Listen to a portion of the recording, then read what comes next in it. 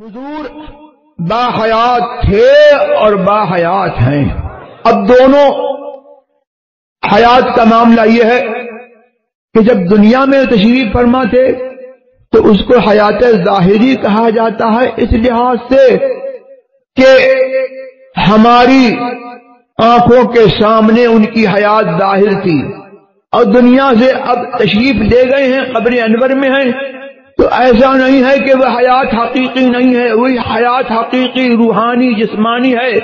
ان کے اعتبار سے وہ حیات ظاہری ہے، اور بہت سارے اولیاء کرام کے اعتبار سے، مکاشفین کے اعتبار سے وہ حیات ظاہری ہے. امام اہل سنت نے تو یوں فرمایا کہ تو زندہ ہے واللہ، تو زندہ ہے واللہ، میری چشم عالم سے چھپ جانے والے.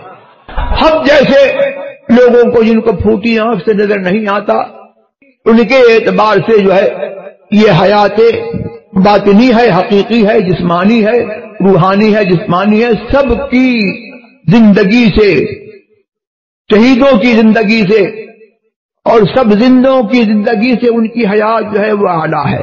انبیاء کو بھی اجل آنی ہے، مگر ایسی کہ فقط آنی ہے.